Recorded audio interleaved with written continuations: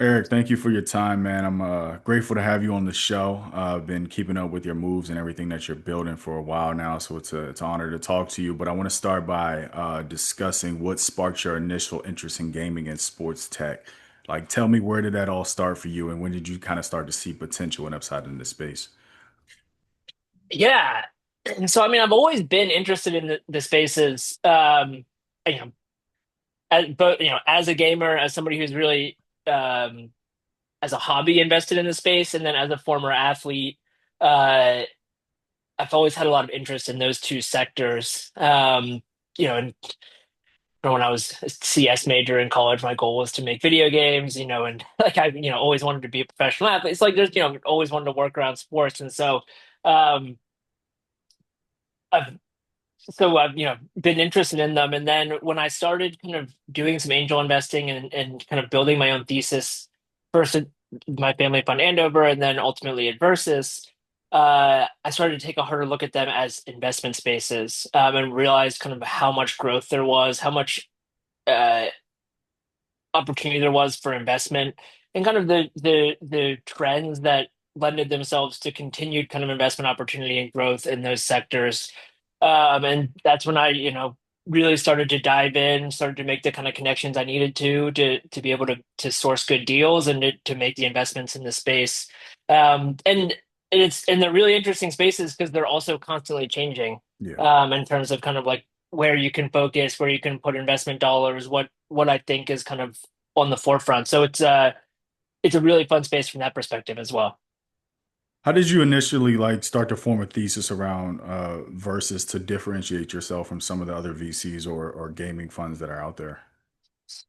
Yeah, so it started in as I said, the family fund where I started to hone the thesis. But the way I think about it, so I have the three verticals of gaming and sports tech, and then the third one is fintech. And I like to kind of say I invest in kind of the intersection of them. And so I have that, you know, to use a cliche, that 30,000 foot view over them, and I can start to see kind of where those trends are coming from those different verticals and starting to infiltrate the other ones. So, on the consumer fintech side, everything that they're taking from gaming and the gamification, viral loops, things like that. Um, on the gaming side, kind of some of those things that are coming, whether it be like Web3 and kind of those infrastructure rails and things like that. And then I think there's a lot of interaction right now on the sports tech and gaming side between gaming and sports betting, or whether it be with integration of sweepstakes models and things like that, or the continuation and the growth of real money gaming into gaming itself. I think is going to be a big part of kind of monetization moving forward within that sector. So um, the differentiation I think I have is kind of having that different viewpoint because of those different verticals that I invest in. I'm not purely in one or the other, and so I can see how kind of trends are flowing across them and how they're influencing each other. That makes complete sense. And narrowing in on esports and gaming for a minute, obviously the industry has kind of went through a couple different hype cycles. What's your take on kind of where it stands today? I know it's booming in some regions and countries as opposed to others, but looking domestically here in the States, like what are your thoughts on how the industry stands right now? Yeah, I mean, on the gaming front, uh, I think there is still a lot of opportunity there. As I said, I think we're on the precipice of kind of a monetization sea change within mobile gaming. You see it we've seen it a couple times. Obviously, like when I first started playing video games, you bought a game. That was it, right? Mhm. Like there was no, and then you started to have the freemium model and in-app purchases, and that kind of transitioned to loot boxes and skins and things like that. And now just like kind of that integration of real money gaming, like it's a logical next step to me, especially as kind of that customer acquisition cost has continued to go up and lifetime value has dropped and switching costs are so low. Kind of how can you continue to monetize users in a way that is fun for them that they actually want to engage in? Um, so I think that's on the forefront of my mind for sure. On the more general front, there's a lot of turmoil within the industry in terms of kind of larger studios laying off people and kind of cutting some budgets and things like that, which as a whole is obviously not great, but it in the venture side of it, it actually creates opportunity because there's talent out there to work for kind of some of these smaller studios. Some people who are maybe on the fence about starting something have decided to do that because that's kind of an avenue that's open to them now. And so I'm seeing a lot of interesting games coming up. Um, and on the esports side, it's a really interesting like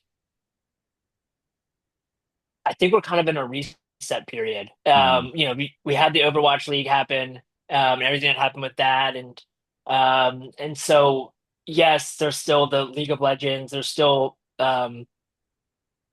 excuse me, some of the first person shooters and things like the Valorants of the world that are still doing quite well. But those audiences are largely overseas, and yeah. so I think we're kind of having to rethink a little bit of like, okay, what does esports in the US look like? Because we tried the regional model, and for a lot of reasons, I think that didn't work or hasn't really worked historically. And so, how do you build a bespoke league or a nascent league kind of within the US? I mean, it's not just an esports problem. I mean, there's all sorts of different leagues that are popping up right now because of different rights deals and things like that. I mean, you have everything from the Snow League to the new Padel League to the pickleball leagues to Real American Freestyle is coming up, and there's actually a couple of different wrestling leagues or promotions, and so like a lot of people are kind of chasing those rights deals and those opportunities.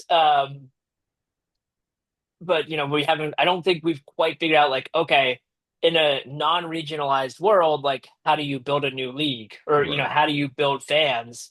Because it's pretty like I grew up outside Philadelphia. It's pretty easy to decide, who you root for and who you support. Like everyone's a Phillies, everyone's an Eagles fan. Like it's pretty easy. But I go and I start watching Dota 2, and I'm like, who do I root for? It's like, well, I don't like, just pick someone you like. Like, there isn't that same built-in like my neighbor isn't, my kids' schools aren't having like, wear green for some Dota 2 team days. Yeah. So That's a it's good point. it's a little bit different. That's a good point. So with that in mind, do you think the future of esports is more about professional leagues or is it more about creators and community driven events? 'Cause I remember a couple of years ago when every like NBA team had their own esports team and it was like this big phenomenon. Like, what are your thoughts on kind of the future of the space? Yeah, that's a great question. I mean, esports is an interesting one because it has always been, to some extent creator driven, right? Like, um, if you're not on a roster or something like that, you can still make a ton of money as a professional gamer via Twitch, and Yeah. and building your own following and building your own uh, you know, roster of people who want to support you. And you're building your own fan base. And so yeah, that I think it is part that. And then I think, as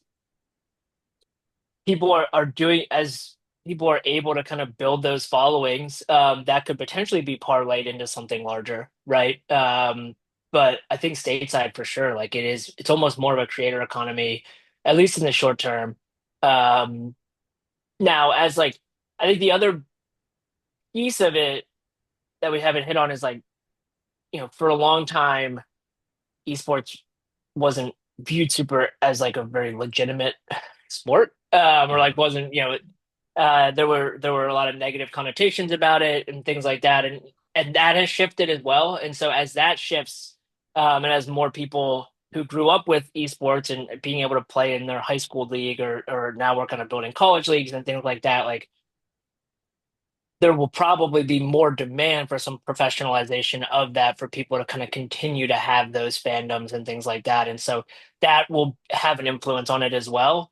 But I do think it will start more grassroots, or the people and the teams that will become larger, continue to become larger, will leverage that kind of creator economy, that grassroots level where people can feel like they are a part of that player's story, whether it was, they were an early fan of theirs on Twitch, or they were there for some big moment that they had, like, where they can feel like they're part of that story. Because I think that's a lot of where fandom is going more broadly. Yeah, that makes sense for sure. And shifting to the sports tech side a little bit, I know you kind of alluded to this earlier, but like, what are some of the things that you look for within that sector? I guess subsectors of sports technology that are most appealing to you.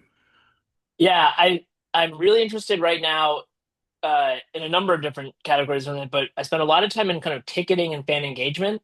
Um, Part of the thesis there is around like uh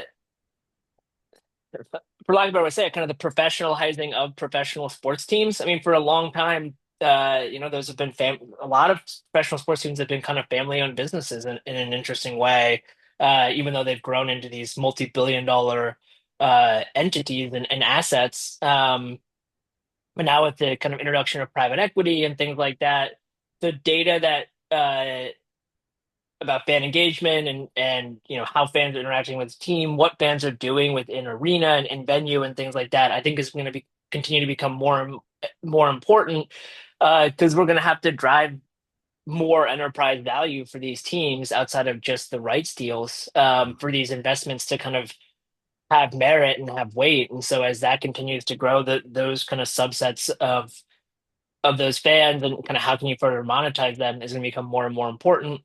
And how can you cater to them as well? Like, how can you make sure your high spending fans are the ones that you're giving the right perks to and things like that. And then within that is coupled with that is kind of changes to some ticketing and things like that. So I couple that in with that. Um, I am very interested in kind of the sports betting space and the fantasy space, and that has big crossover with gaming. Because as that engagement continues to grow, more products are going to come out of it. So I'm always interested in like, hey, what's the next game? Like, what's the new daily fantasy? What's the new um, guillotine league, splash sports? Like, kind of what's the next thing on the horizon for something like that? Um, and then lastly is kind of the idea of like what can start as a professional at a professional level, but then become a consumer product. So think of like kind of the Aura and the Whoop story of like, yeah, they collected data for professional athletes and like, that's how they kind of started and became what they are. But really, professional athletes are just marketing tools for them to get to consumers, where Yeah. now everyone like my parents wear whoops and auras. Everyone I know, like I walk around the street and I'm like, aura, aura, aura, Yeah. whoop, whoop. Like, you see it everywhere. It's become ubiquitous because there is a lot of consumer value in understanding, like, hey, what's my sleep like? What's this like? And so, what are things that can leverage professional sports but really become consumer products is a big thing as well. I love that. I love that mindset. Uh, for you as an investor, what are some of the characteristics or like the criteria that you look for in founders when you're looking to invest in the company? Maybe give me like two or three that are overarching for you. Yeah, the number one thing I try and focus on or try and key on is like founder market fit. Like, why does this founder make sense in this market to build this product? And coupled with that is there's a lot that goes into that, but like, do they have an interesting thesis and unique kind of perspective on the market? Do they have the ability to sell into it? Which is a big one, and an understanding of kind of how that universe works. And then, obviously, can they build it? And can they build it in a timely manner? Is actually a little bit more important than like because by and large, what I'm investing in, the products can be built. Like I'm not investing in speculative fusion reactors or anything like that. So by and large, the products can be built. It's just a question of like, can you build it in a timely manner and such that you can take advantage of the trends that you're seeing and get ahead of the market. So that's a big, founder market fit's a big one that I look for. And then have they do they have the demonstrated ability to kind of put a good team around themselves? So, do they are they open about, yeah, hey, I'm not technical, here's our technical team, or hey, I'm super technical, so here's, the people we're bringing in to help on the sales side. Like, do they understand kind of where they're lacking and where they can kind of bring on other people to add value? Um, And finally, like, I don't know if this is the right way to do it, but like, I like to invest in good people. I like to invest in people who, I think, if I brought all my founders together, like, would this person fit in? And not to be like, oh, I'm looking for some stereotype of like whatever, but it's like, I guess like the no assholes test, right? Like, Yeah. I want to have people in the cap, or I want to have people in the fund who like genuinely I think are good people, and who can kind of build the products that they think they can build. I love that. How can founders cut through the noise? Because obviously, investors get tons of cold emails and pitches on the daily. What advice would you give to a founder who's looking to get in front of you, wants to get your attention on, how to go about doing that in an appropriate way? Yeah, I mean, the easiest or the best advice or the best way is like if there's any way you can get a warm introduction, obviously that's a lot easier. But short of that, I think, having emails that actually kind of key in on like why you think your product would or your what you're building fits into the kind of portfolio I have or the thesis that I have. Um, that always is a lot more attractive than someone who I can tell like, yeah, they sent this email to 100 people, right? And yeah, and there's a couple, uh, make it clear like you've at least like looked at the website, or whatever, and you have some thoughts, and so, um, and then uh, also kind of really quickly like what makes what to the founder market fit, like what makes you unique, what makes you fit into this marketplace, what makes you fit into the kind of product that you're building. And I think all of that can be demonstrated in a couple sentences. Like I'm not asking for bios or anything like that, but just like um yeah, if you can kind of get that across in a couple of sentences, you're way more likely to kind of cut through the noise than if it feels like, you haven't done any homework. I'm just kind of part of a list that you're going down. That'll always help. It's great advice. Over the past couple of years, now we've seen kind of this influx of emerging technologies touching both the sports industry and gaming, esports. Things such as blockchain, AI, VR, AR, VR as well. Which of these technologies do you think has the most application and even like you're most personally excited about in the future?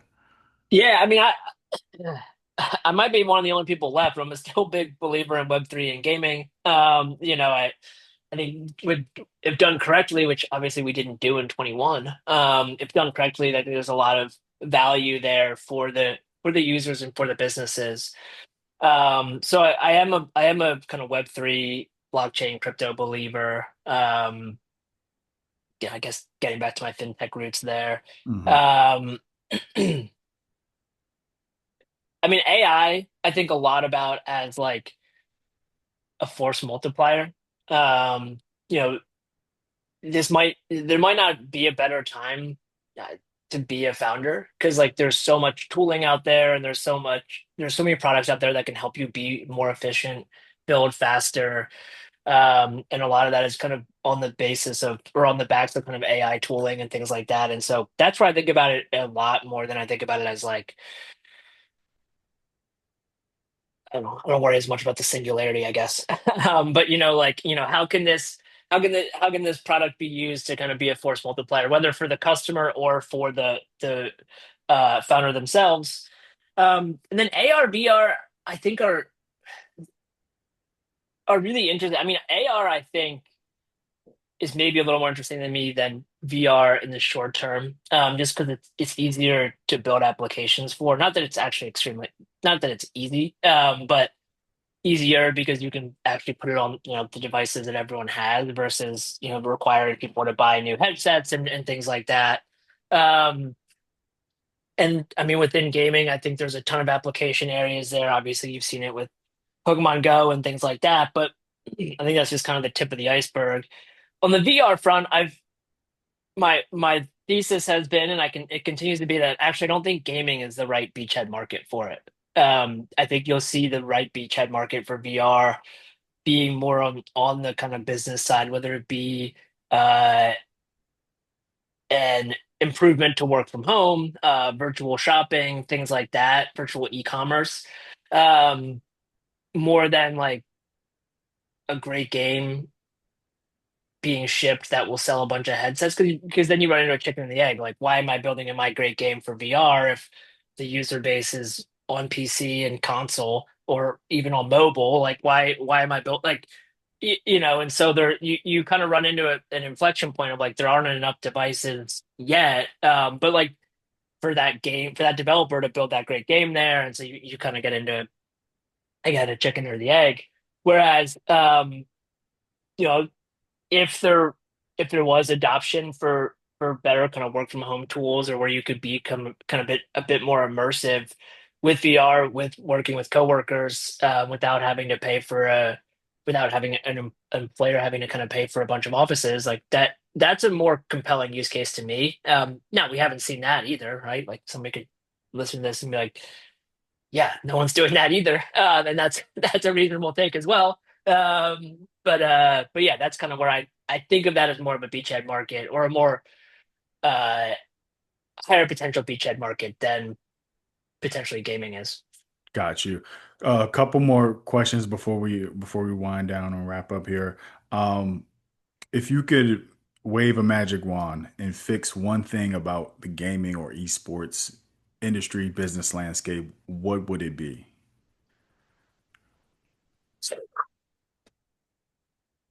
Oh man. Um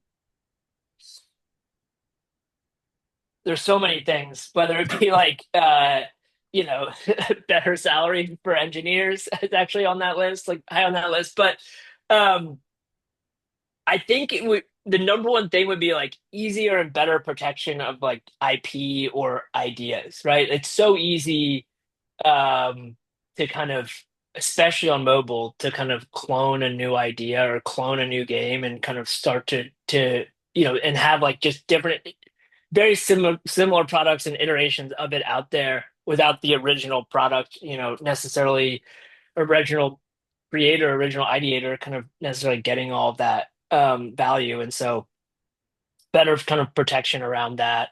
I guess would be it. And then if you had one prediction, broad prediction for either the esports gaming space or sports tech, let's say over the next like 5 to 10 years, I know it's kind of a loaded question, but what's one prediction that you have for either sectors in the next like 5 to 10 years? Yeah, I mean, gosh, I'll give you two. I'll give you two. So on gaming, I mean, I think more and more of your everyday life is going to feel like a game, and so more and more of everything you interact with, whether it be how you interact with your finances, how you interact with friends, how you interact with everything will continue to be more and more gamified. So everything you do in a digital sense will continue to trend more towards feeling like a game. And I think that's yeah, I think that's already started and that's going to continue to happen. Um, on the sports tech side, uh, yeah, I mean, I think the experiences that you're going to have in interacting with your teams is going to be drastically different in 10 years. And that's going to be because they know so much more about you. They know your preferences a lot better. They know they're going to be able to cater to you in a very different way. But also we're going to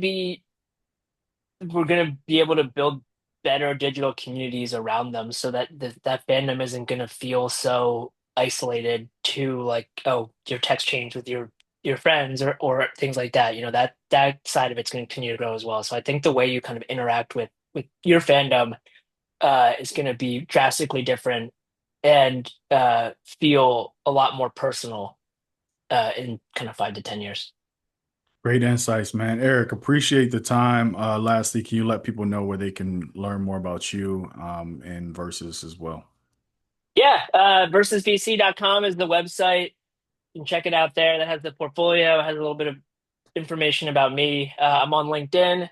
And then I'm at EB Minnick on X if you want to see a bunch of wrestling and Eagles and Phillies retweets. You can go there.